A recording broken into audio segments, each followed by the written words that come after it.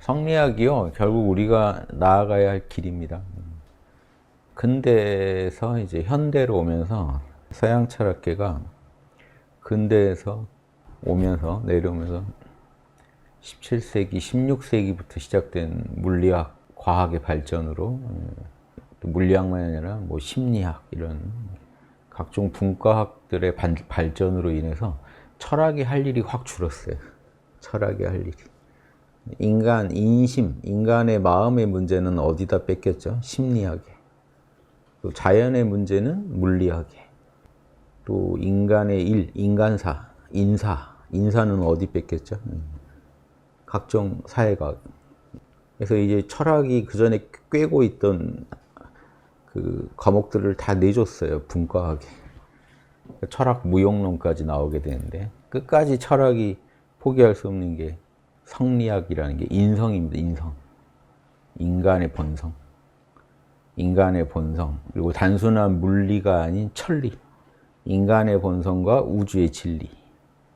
이 부분에 대해서는요, 또 우주의 진리는 또 천문학이 맡은 게, 천문학한테 나눠져야 될 게 많겠지만, 이런 궁극적인 원리, 그래서 인간의 본성과 천리, 물리의 궁극적인 부분이 의미합니다. 천리라는 건 물리인데, 물리의 가장 근원, 만물의 근원, 인간의 본성, 이게 이제 성리학의 핵심이죠.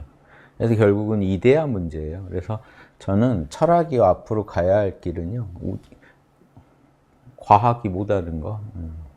과학이 못하는 건 뭐냐? 과학은 보편법칙 탐구는 잘해요. 과학적 보편법칙에. 과학이 못하는 건 뭐냐? 이데아의 세계입니다. 인간의 근원적인 본성, 이데아의 세계. 인간의 이데아와 두 축입니다. 우주의 본질이죠.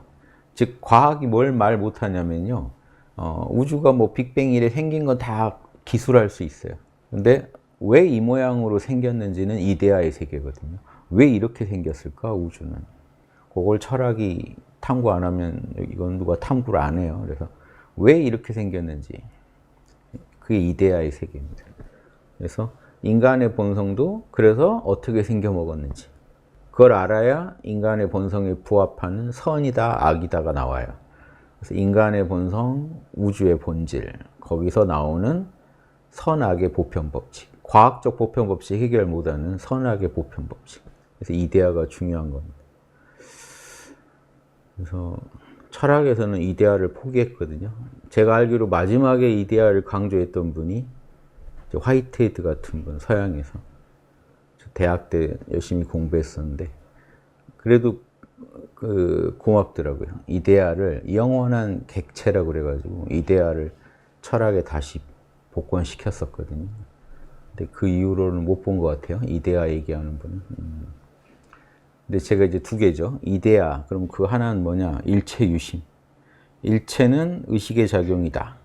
와 이데아, 요 두 개가 철학이 해줄 수 있는 거예요. 이건 과학은 이 분야까지 연구를 못 하니까.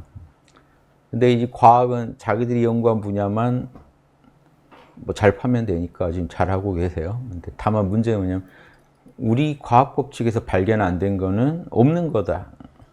우주에는 물리 법칙만 있다. 스티븐 호킹처럼 심리 법칙, 윤리 법칙은 없다. 심리 법칙의 고차원 영역이죠. 윤리 법칙은 없다. 이런 이제 좀 망언들을 하시는 경우가 있습니다. 그래서 과학 법칙에는 이렇게 얘기하면 돼요. 과학자들이 자명해 주려면 과학 법칙에는 윤리 법칙이 나오지 않는다. 이렇게 얘기하면 돼요. 요즘 과학자들이 또 막 지르는 것 중에요. 부분적 자명으로 막 지르는 게 자유의지 없다. 과학의 세계, 수식의 세계는, 수학의 세계에서는 자유의지 없을 수 있습니다. 그러니까 인정해요, 저는. 그래서 이렇게 얘기하시면 돼요.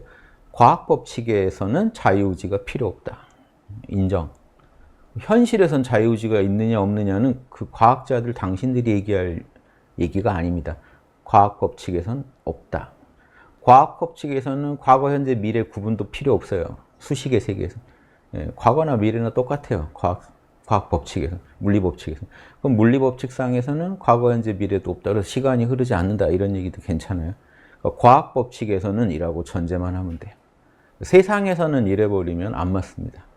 왜 세상으로 나오면 세상은 여러분이 경험하는 모든 세상은 과학자들의 머릿속까지 포함해서 다 의식의 작용이라는 철학적 이미 철학적 진단이 다 있었어요. 그래서 철학적 심리법 측에서는요. 시간은 이 순간도 지금 끝없이 한 방향으로 흐르고 있단 말이에요.